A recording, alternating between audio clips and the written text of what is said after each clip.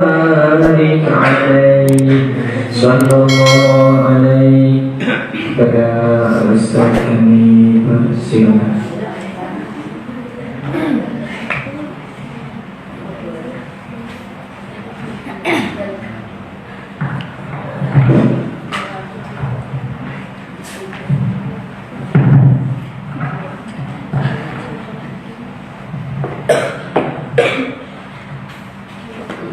Bismillahirrahmanirrahim.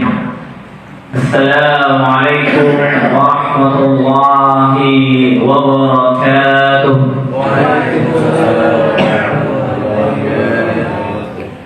Alhamdulillahi wa kafa wassalatu wassalamu ala nabiyil mustafa wa ala alihi wa sahbihi wa mawalah. أشهد أن لا إله إلا الله وحده لا شريك له وأشهد أن محمدا عبده ورسوله لا نبي ولا رسول بعده رب اشرح لي صدري ويسر لي أمري واحلل عقدة من لساني يفقه قولي اللهم ربنا زدنا علما وارزقنا فهما اللهم فقهنا في الدين وعلمنا التأويل آمين يا رب العالمين. Sedang jemaah musalla Darul Falah dan jemaah majelis taklim musalla Darul Falah yang dirahmati Allah Subhanahu wa taala. Bagaimana kabar hadirin semua? Bagaimana kabar hadirat semua? Alhamdulillah, masyaallah ya. Walaupun Omikron sudah merajalela di beritanya, alhamdulillah kita hari ini masih Allah Subhanahu wa taala beri sehat. Allah taala beri nikmat iman, nikmat Islam ya. Yang mana dengan semua nikmat itu Allah Subhanahu wa taala beri kita ridho untuk bisa hadir memenuhi panggilan Allah, panggilan azan yang dipermasalahkan kemarin. Namun itu tidak membuat kita menjadi surut melangkah ketika muadzin musalla Darul Falah mengumandangkan azannya, dan kita pun tetap kuat, tetap istiqamah untuk memenuhi panggilan itu. Ini semua merupakan nikmat yang besar dari Allah Subhanahu wa taala. Yang mana di zaman yang penuh fitnah saat ini, enggak semua orang punya atau dapat rahmat dan nikmat itu semua. Oleh karenanya mari kita memperbanyak syukur kita kepada Allah Subhanahu wa taala dengan selalu menjalankan segala perintah-perintah Allah dan selalu menjauhi segala larangan-larangan Allah, agar kita dimaksudkan oleh Allah dalam golongan hamba-hambanya yang bersyukur. Salam dan salam berbaginda Rasul kita Nabi Muhammad sallallahu alaihi wasallam. Allahumma salli ala Muhammad wa ala alihi wa sahbihi wa sallam tasliman katsira. Mudah-mudahan memperbanyak salawat kepada beliau dengan mencontoh kehidupan beliau, dengan menjalankan sunnah-sunnah beliau, kita diakuinya sebagai umat beliau nanti di hari yauma la yanfa'u malun wa la banun illa man atallaha biqalbin salim. Hari yang tidak ada lagi guna harta dan anak. Yang hari ini kita lihat harta itu sangatlah berfaedah, sangatlah bermanfaat. Namun di hari itu harta tiada nilai lagi. Dan begitu pula dengan kekayaan kita yang lain, anak kita, tanah dan semua tidak ada lagi nilai, kecuali hati yang bersih, hati yang selamat hadir di hadapan Allah Subhanahu wa taala. Kapan itu? Di hari kiamat nanti.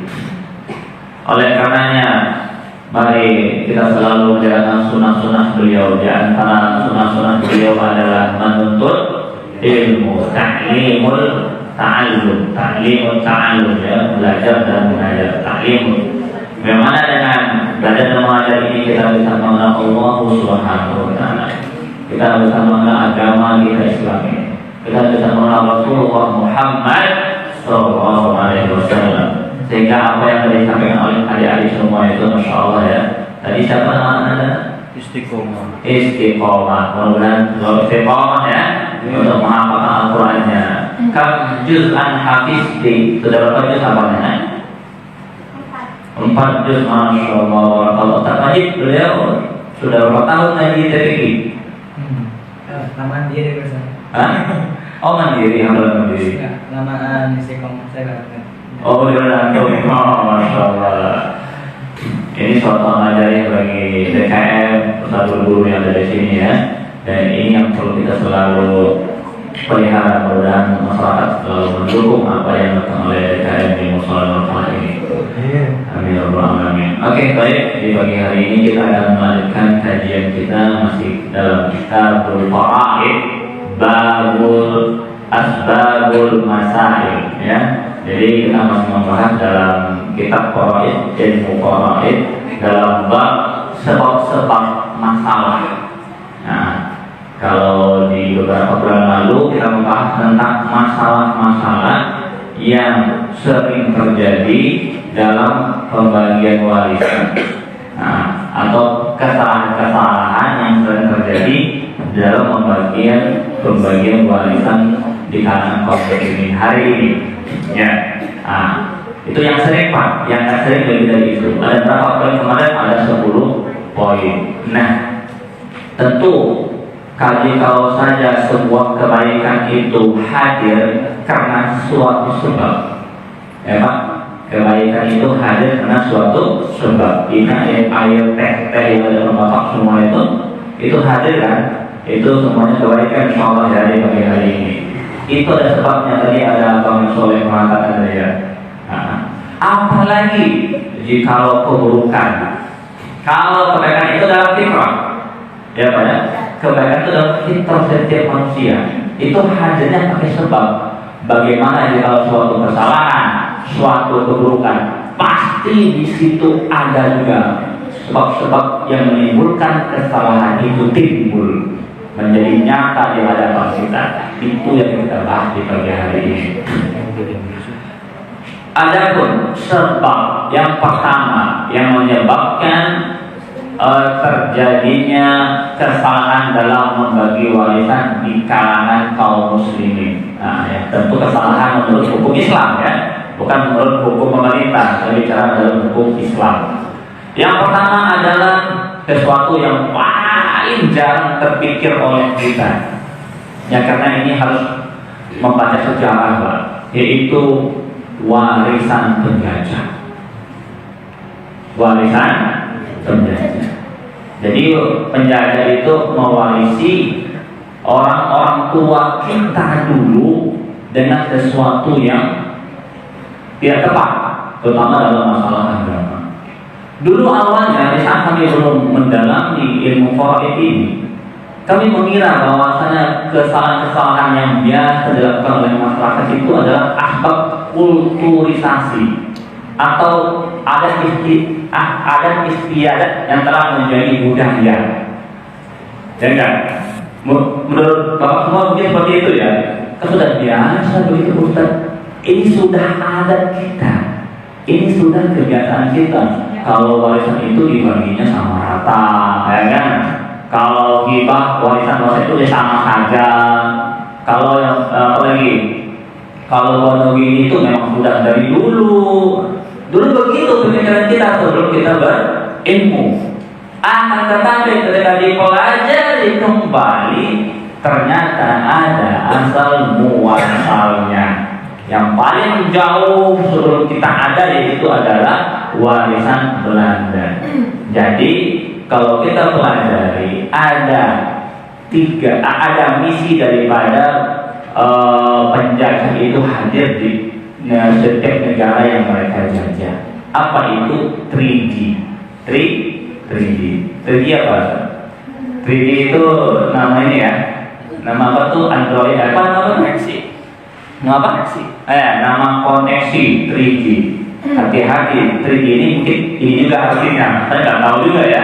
Tapi saya bilang yang 3G yang dulu, yaitu ketika mereka menjajah ada 3G yang menjadi misi daripada para penjajah, terutama penjajah dari Eropa.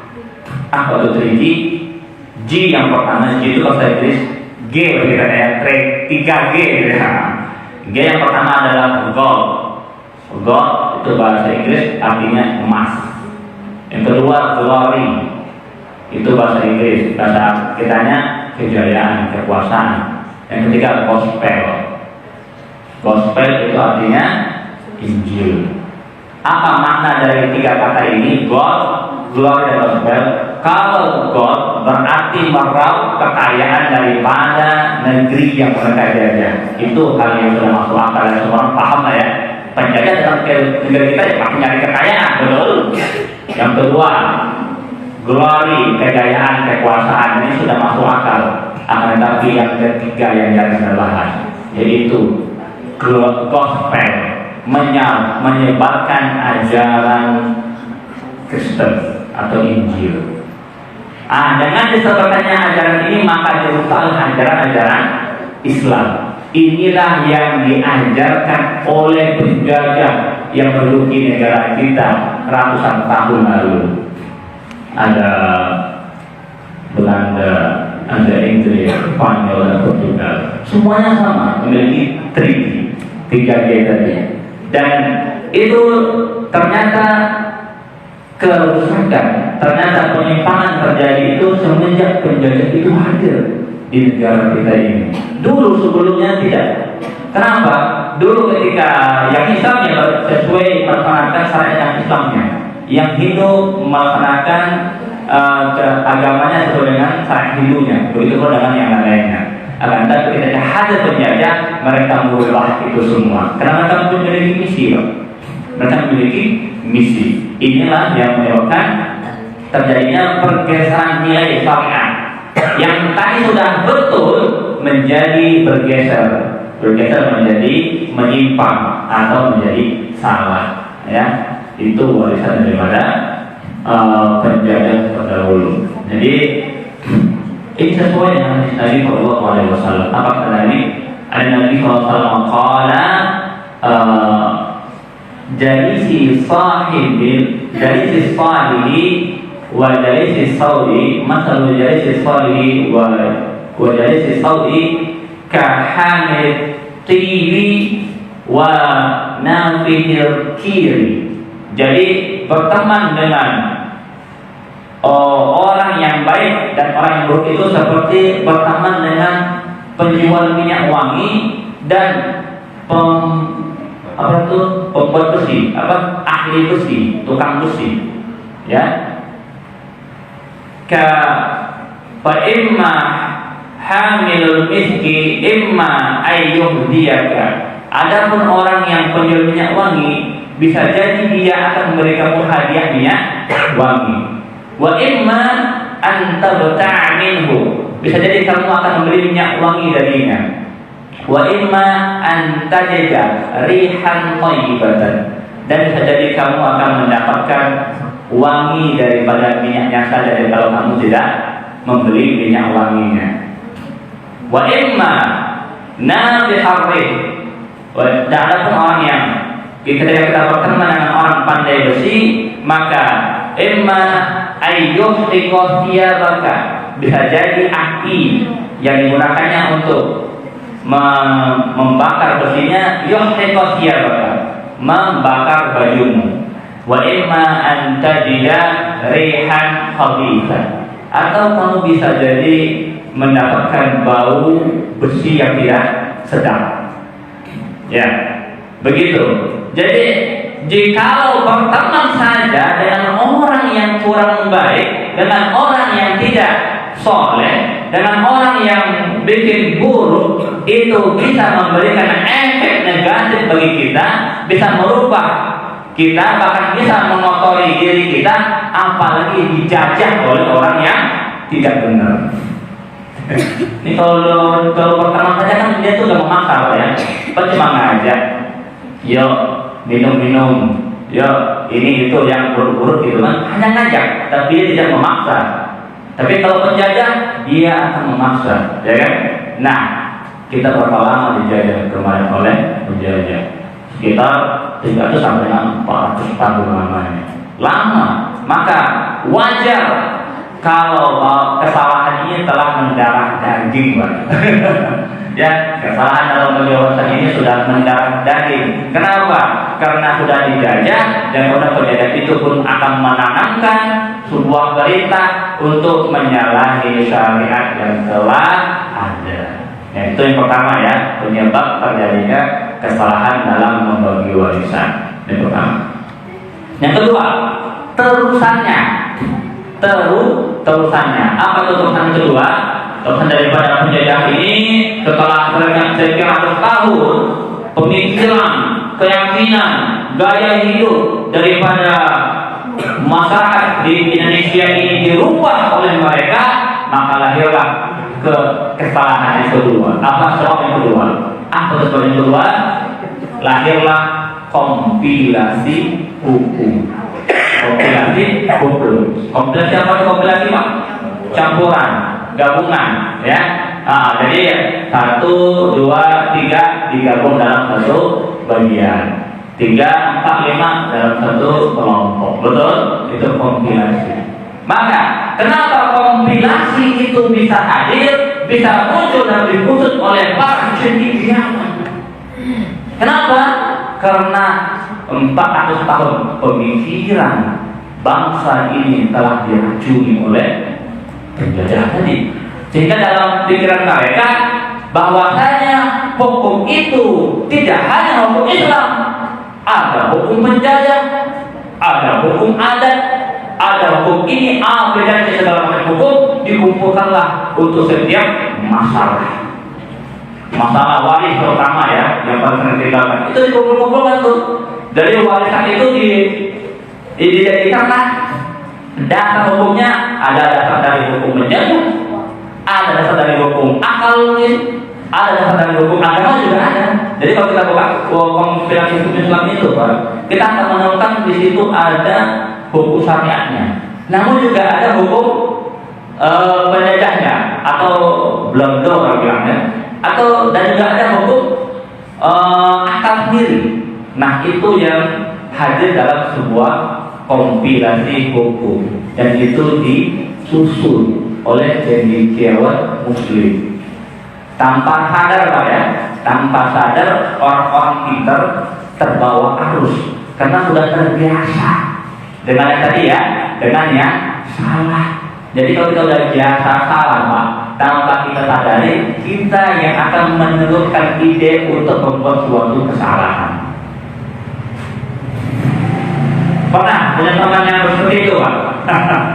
Pernah nggak punya teman seperti itu? Ketika dia sudah terbiasa dengan suatu kesalahan, maka dialah yang akan menjadi idenya, menjadi perintis suatu keburukan ya. Orang yang sudah biasa maling gitu kan, maling, biasanya maling telur ayam, biasanya maling cabai sama nggak cabai kan, tidak maling. Tapi udah terbiasa, 5 tahun udah ahli di situ. Nanti dia akan ahli dalam bagaimana cara mencongkel si kamar bapak si A yang punya duit banyak. Lalu setelah dia ahli, dia akan membawa orang yang bisa diajak kerjasama agar malingannya atau curiannya bisa lebih besar lagi. Ya, itu kenapa? Terbiasa. Anak bangsa kita sudah terbiasa dengan kesalahan tadi, sehingga kesalahan itu dianggap bukan sebagai suatu kesalahan lagi. Maka disusun suatu hukum yang mana isinya adalah kesalahan itu sendiri.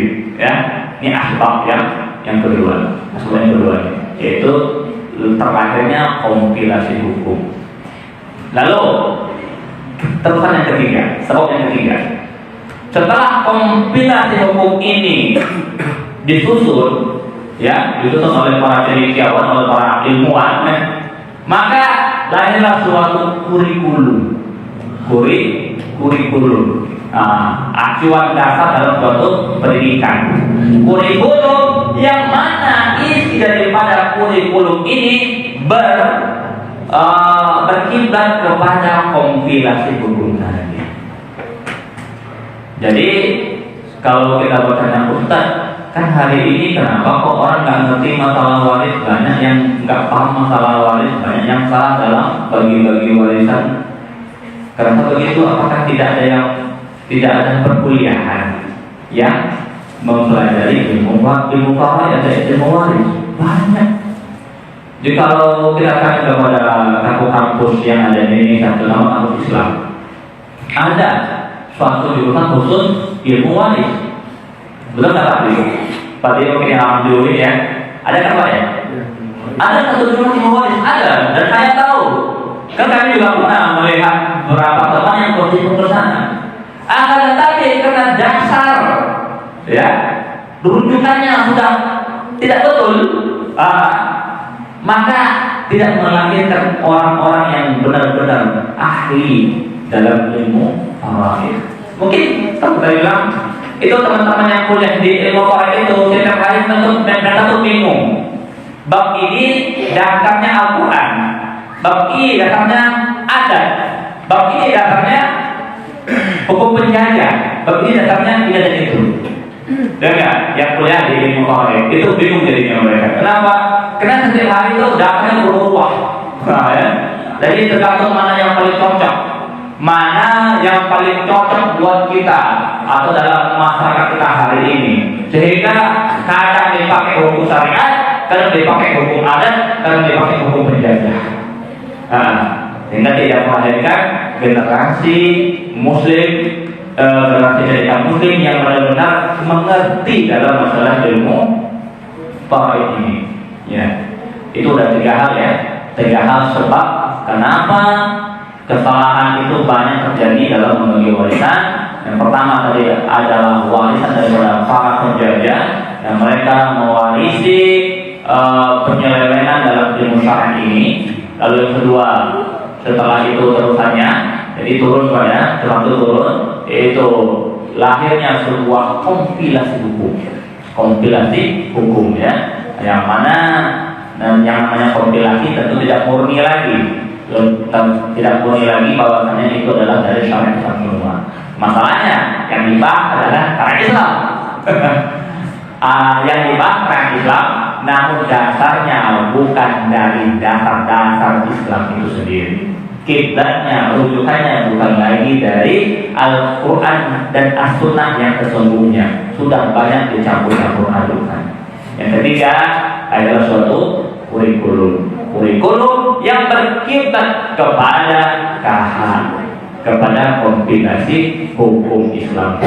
Jadi kalau kita berbicara tentang faraid, nanti jangan buka KHI ya, atau kombinasi hukum Islam ya.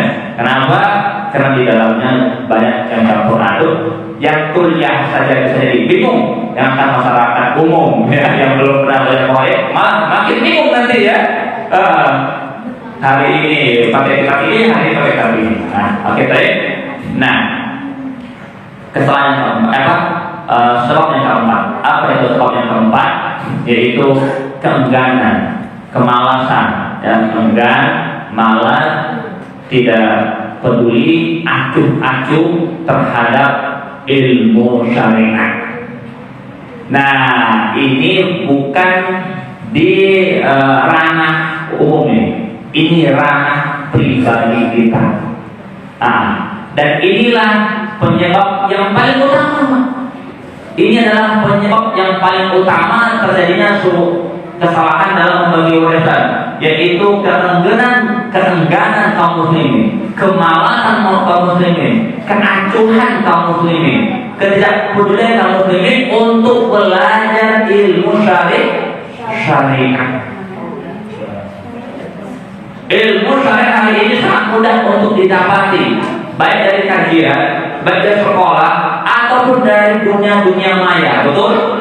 Akan tetapi yang mau belajar itu siapa? Yang mau mendalami ilmu itu siapa? Hanya sedikit. Makanya karena sedikit yang mau belajar, maka sedikit pula pemahaman yang benar itu ada di dalam suatu masyarakat.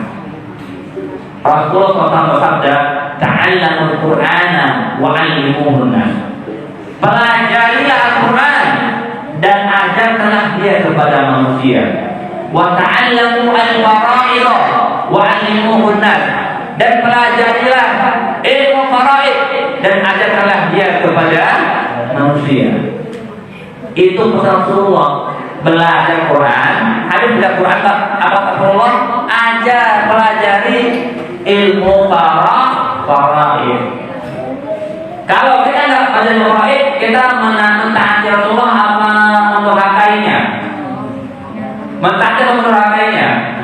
Mendurhakai karena perintahnya belajar, ajar, pelajari ilmu faraid dan ajarkan dia. Tapi kita malah tidak mempelajarinya dan tidak apalagi mengajarkannya.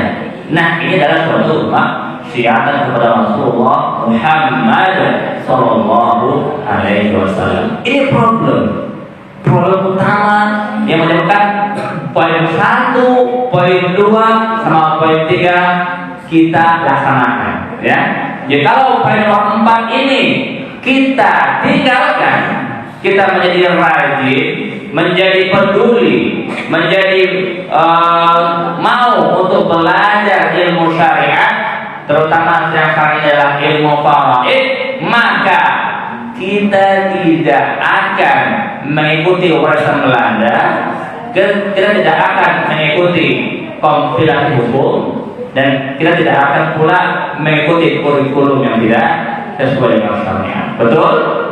Kenapa?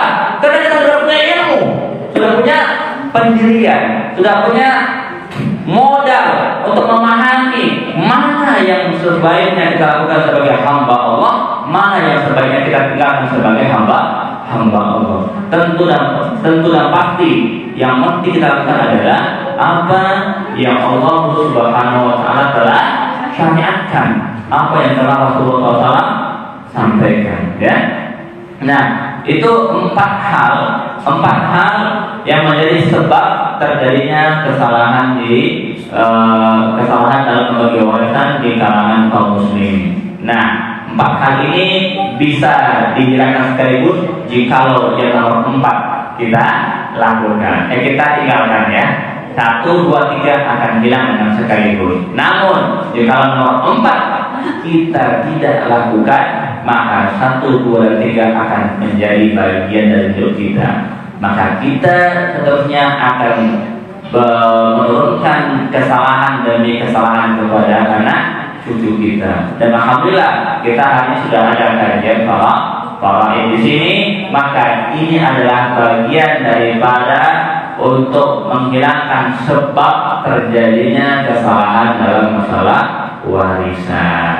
Nah, sebagai penutup, ingat bahwasanya ketika kita membagi warisan dengan betul, maka itu merupakan suatu ketaatan kepada Allah Subhanahu Wa Taala yang pastinya akan Allah ganjari dengan ganjaran besar, sebagaimana yang Allah dalam surat An-Nisa ayat 13, wa may yuti'illaha wa rasulahu yudkhilhu jannatin tajri min tahtihal anhar. Barang siapa yang mentaati Allah dan Rasulnya, yaitu dalam masalah syariat dan dalam masalah faraid, maka dia adalah termasuk orang yang akan Allah masukkan ke dalam surganya. Akan tetapi sebaliknya kata Allah, ini bahayanya sebaliknya Pak. Kalau pertama dikasih janji surga ya. Lalu sebaliknya, wa may ya'sillaha wa rasulahu wa yata'adda hududahu yudkhilhu naran khalidan fiha wa lahu 'adzabun muhin. Dan barang siapa yang bermaksiat kepada Allah dan Rasulnya, alias tidak mau menjalankan syariat dengan baik dan benar, maka apa kata Allah? Yudkhilhu naran, Allah yang akan memasukkan dia ke dalam api neraka. Nauzubillah summa nauzubillah min dzalik. Ini kata kuncinya. Ini kata kuncinya mengapa kita mesti membagi warisan sesuai dengan syariat, karena dia tidak hanya menjadi ambang kebaikan, pintu kebaikan bagi kita di dunia, namun sampai ke akhirat. Begitu pula sebaliknya, dia tidak akan menjadi pintu keburukan bagi kita di dunia saja, tidak akan menjadi perpecahan keluarga saja di dunia, namun dia juga akan menjadi pintu besarnya neraka kalau kita tidak melaksanakannya dengan baik. Sama seperti yang hari ini kita dengar yang baru-baru ini apa tentang masalah riba ya. Kalau riba kan selama ini dulu kita biasa tentang riba kan. Setelah kita belajar, kita paham riba itu na'udzubillah ya, besar dosanya. Sama ya, orang juga. Orang juga sama. Jikalau kita tidak betul-betul membaginya dalam syariat, maka itu akan menjadi dosa yang besar. Na'udzubillah summa na'udzubillah min dzalik. Oleh karena itu, mari kita teruskan belajar ilmu faraid ini sampai kita benar-benar paham, sampai kita benar-benar bisa mengingatkan saudara kita jika ada yang khilaf dalam masalah ini. Dan kemudian ini adalah kajian kita terakhir ya tentang masalah faraid. Karena apa tuh likulli maqami maqal. Jadi di setiap tempat itu ada hal yang layak untuk disampaikan. Dan kayaknya kalau di musola ini kita cukup sampai dasar-dasarnya saja ya. Dasarnya saja. Yang penting secara keseluruhan kita tahu tentang faraid ini. Mulai dari hukumnya, pengertiannya, hukum-hukumnya sampai dengan yang tadi terakhir ya. Sebab terjadinya kesalahan dalam membagi faraid. Dan mudah-mudahan ini sudah menjadi dasar di hati setiap kaum muslimin untuk minimal untuk berkonsultasi ya.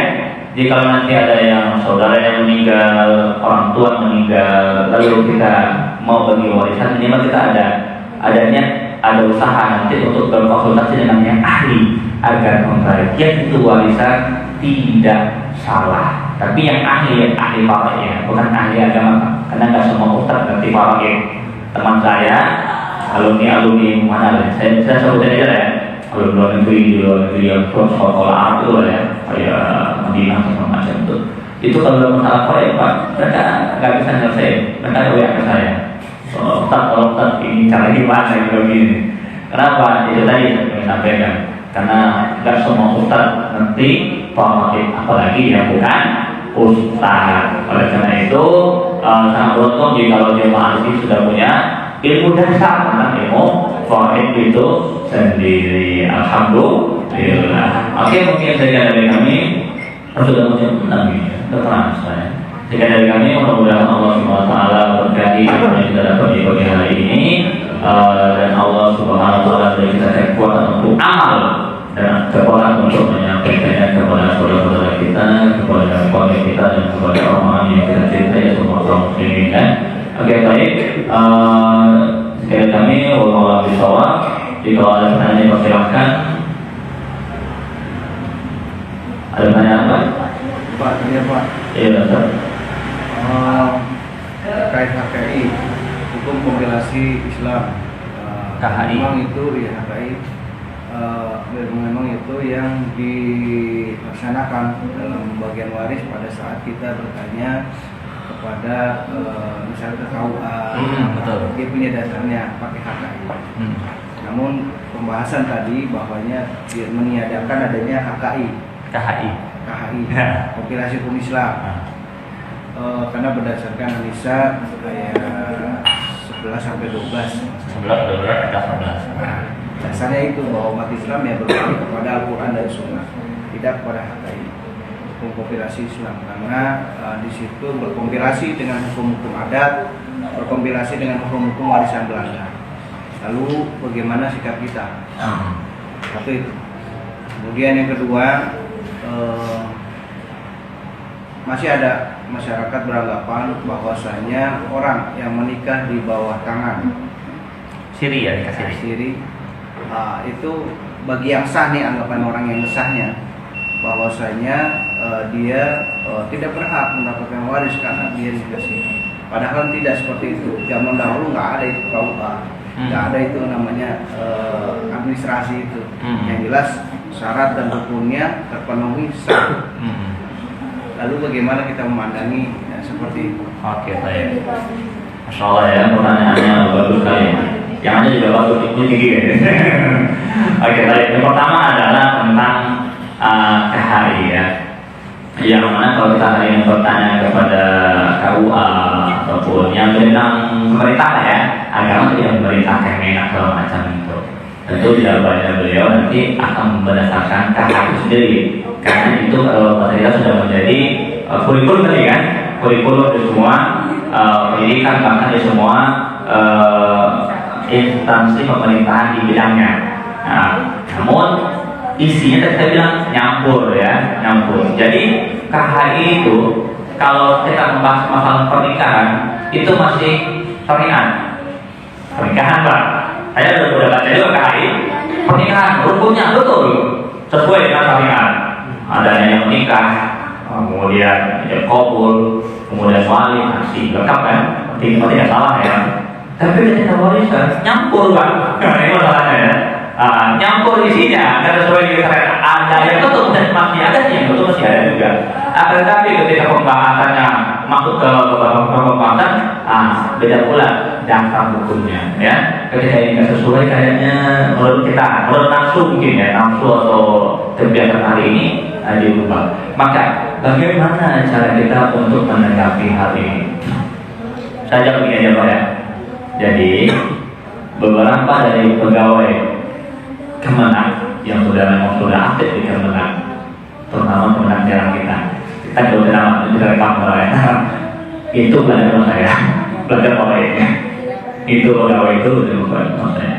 Dan beberapa dari anggota majelis ulama di daerah ini juga beberapa kali juga berkonsultasi dengan kami dalam masalah kenapa mereka itu secara keilmuan tahu bahwasanya di dalam KHI itu ada penyimpangan, ada kesalahan, kehilafan dalam penyusunannya. Karena rujukannya tidak semua dari rujukan Islam, dari Islam gitu. Islam kan dalilnya adalah Al-Quran tentang Makiyah, tetapi isinya bukan itu. Ada yang ada itu dan tidak kan gitu. Maka mereka juga memahami ternyata begini. Maka ketika kita bertanya gitu, ada kajian ini, karena kita tahu. Oh, ini yang isinya sesuai dengan syariat. Maka mereka itu sama kita, beda sama kita, ya. Di antara pegawai itu yang di daerah pula ya. Kita belum di atas, karena kita kelasnya di kelas Excel ini kan, kelas daerah ini. Maka oleh karenanya, untuk menyelamatkan diri kita daripada apa yang Allah SWT tetapkan. Kalau kita taat Allah nilai surga untuk kita, kalau kita nggak taat Allah nilai neraka untuk kita. Maka oleh karena itu cara kita adalah ketika kita punya masalah ini, kita konsultasinya kepada yang betul-betul mengerti masalah faraid yang syariat, yang syar'i ya. Kemudian baru dibawa nanti kepada pihak kelurahan atau pihak yang akan memutuskan tentang masalah pembagian warisan suatu keluarga. Ternyata itu di pengadilan diterima ya. Jadi beberapa kali ada satu kasus dari Jawa Tengah. Mereka masuk sama kami yang via Zoom, karena jauh ya. Jadi kami bilang pun nggak bisa dari sana, kita via Zoom saja. Mereka konsultasi, dibilang Ustaz, kami sudah membuat ini Ustaz, apa namanya itu surat keputusan bermaterai. Tapi habis itu mereka kena merasa kurang pas. Dan kenapa kurang pas? Karena mereka sudah baca buku kami. Mereka sudah baca buku kami. Kami punya buku yang dibaca oleh mereka. Dan itu mereka tanya, Ustaz, ini gimana Ustaz? Betul nggak Ustaz? Akan kirim itu surat keputusan ke bentuk PDF dan kirim kami. Ini yang pertama tidak betul. Yang keempat kurang betul karena ada cucu ini gitu. Pokoknya kayak gitu. Salah. Jadi gimana Ustaz? Saya nggak tahu dengan permasalahannya. Cuma coba untuk awal lagi, dasar hukumnya untuk sampaikan lagi. Bisa nggak ini dirubah oleh kelurahan? Ternyata yang kami dapati bisa dirubah. Jadi surat itu bisa dirubah, asal dasarnya jelas dari mana. Jadi maunya kita punya buku, dari buku kami disampaikanlah di dalam keputusan keluarga tersebut. Kalau bahasanya dia mendapatkan sekian haknya, dasarnya ini, dan saya mendapatkan haknya dasarnya ini, dan itu diterima oleh pengadilan untuk diputuskan. Dan bahkan disertifikatkan. Ini adalah hak waris dari anak pertama, yang kedua, sesuai dengan syariat. Itu gitu Pak ya. Jadi KHI itu sifatnya tidak mengikat. Ya, KHI itu sifatnya tidak mengikat. Hukumnya itu dibuat tapi tidak mengikat. Hak dikerjakan oleh semua warga atau rakyat seperti itu, enggak begitu ternyata. Jadi bisa kita memakai hukum yang lain, tetapi tidak dasar bahwa kepada pengadilan lalu dibuatlah suatu keputusan hukum. Nah, begitu ya dalam masalah KHI ini, dalam masalah warisan terutama ini, warisan ya. Baik paham itu insya Allah ya. Lalu yang kedua tentang apa tadi yang kedua? Nikah siri. Oh, nikah siri. Bagaimana kita menanggapi tentang nikah siri yang mana orang secara umum orang menganggap itu untuk nikah yang benar gitu ya, karena tidak tercatat oleh pemerintah. Dalam nikah siri itu tadi disampaikan bahwasanya selama memenuhi rukun dan syaratnya, maka itu adalah nikah yang sah dalam Islam. Maka semua ketentuan setelah sah itu berlaku padanya. Ketentuan mahram, ketentuan perwalian, ketentuan warisan berlaku semuanya dalam Islam. Lalu bagaimana cara untuk agar juga bisa diakui oleh pemerintah? Ya tinggal didaftarkan pernikahannya kepada pemerintah. Dan pemerintah bisa nggak mendatangkan kembali? Bisa. Pemerintah itu kalau di daerah sudah bilang, akan kita punya data pernikahan gitu, atau mungkin ada hal yang lucu tapi ini membantu ya, yaitu dibuatkan akad baru. Ya. Ada istilahnya nikah ulang sesuai kan di depan kodi maksudnya, nikah ulang kodi akan dicatat gitu kan. Nah ini hal yang baru. Sebenarnya sih dalam Islam udah cukup dengan nikah yang lama, tinggal dibawa datanya, dibawakan suratnya dalam melakukan pernikahan ya gitu. Akan tapi ada beberapa di antara fakta yang terjadi itu bapak semua nikah ulang lagi di tempat kami yang kami catat. Jadi saya nikahkan lagi yang bertua-tua itu yang ada pong-pong itu kan dulu nikahnya siri karena namanya dulu pakai pendataan kan. Lalu itu nikahkan lagi kodi menjadi pendata, nanti orang walinya yang hidup menikahkan kembali itu. Kalau masih pakai wali yang dulu itu masih nggak apa-apa. Tapi kalau ganti wali itu yang nggak boleh ya. Umpamanya wali yang dulu sudah meninggal dunia, lalu nikah baru walinya ganti nggak boleh pak. Karena betul ada dua wali yang dulu dulu bapaknya. Tapi sekarang dia mau didatakan ke Kemenak tentang pernikahannya, bapaknya udah meninggal dan tidak pernah menyampaikan perwalian ya. Nah memang nggak bakal didata juga, tetapi tetap pemerintah minta harus didata. Maka tidak perlu lagi disampaikan ada tetap hukumnya kepada pemerintah tersebut. Untuk ini wali sudah tidak ada lagi. Kenapa? Bagaimana pula dia akan menikahkan ulang gitu kan? Sebenarnya sih nggak perlu. Tapi kalau pemerintah mengharuskan untuk pendataan ya, pendataan itu biasa saja, tetapi tidak perlu memenuhi semua persyaratan, cukup ijabnya saja, ijab kabulnya saja. Tidak perlu dilengkapi semua rukunnya. Karena itu kan yang beneran. Dan nikah beneran sudah ada, nikah beneran sudah terjadi sebelumnya. Itu nikah kalau kita bilang aci-aci yang penting datanya masuk gitu kan? Itu ya. Yang penting datanya masuk. Itu kan kita intinya udah tadi nggak ya? Intinya buat data. Oke, baik. Gitu Pak ya. Dan saya ingin menjawab pertanyaan Pak Dwi di bulan lalu tentang masalah pembiayaan umroh dan haji, yang mana ada terjadi suatu yang kurang bagus di sosial, yaitu yang pembiayaan bisa lebih dulu naik haji ataupun umroh dibanding yang sudah membayar lebih dahulu. Oke, baik. Kami bahas dulu masalah pembiayaannya. Pembiayaan ini dalam Islam apakah sah atau tidak?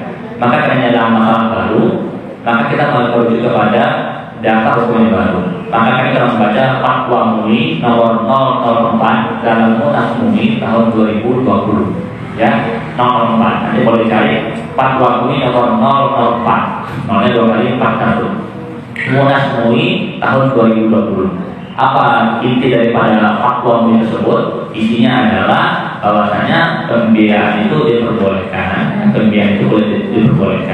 selama yang satu, orang yang dibiayai adalah orang yang mampu untuk melunasi.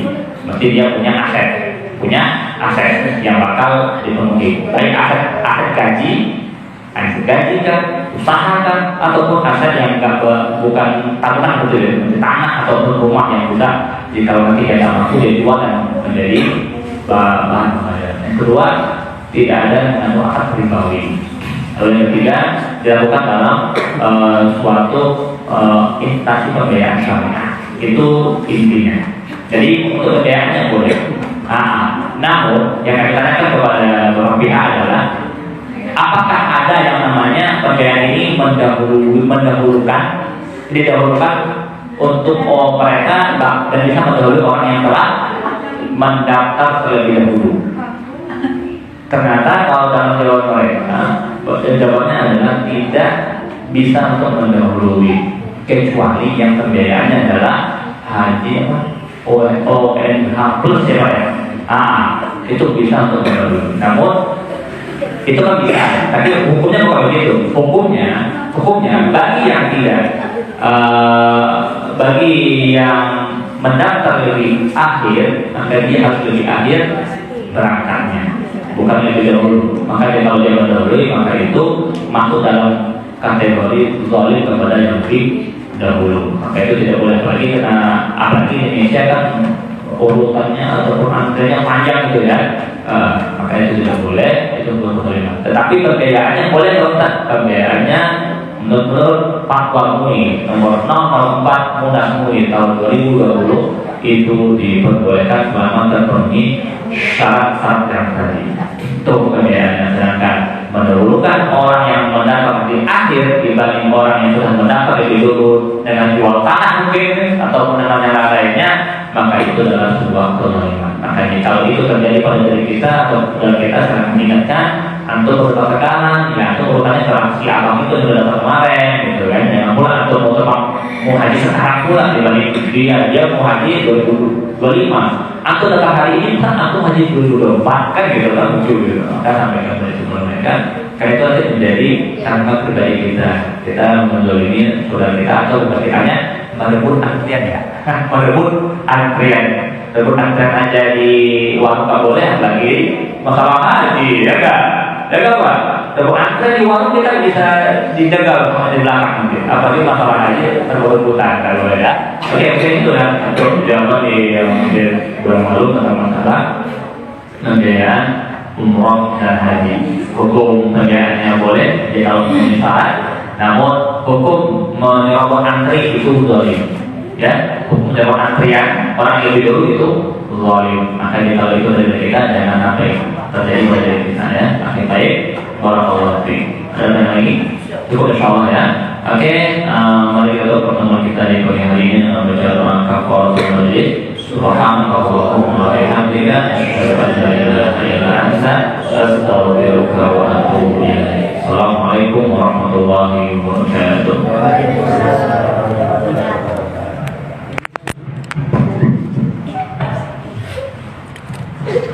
Terima kasih kami ucapkan mudah-mudahan apa yang disampaikan oleh guru kita Allah Subhanahu wa Ta'ala jadikan ilmu yang bermanfaat sehingga kita semua dapat mengamalkan dalam kehidupan sehari-hari.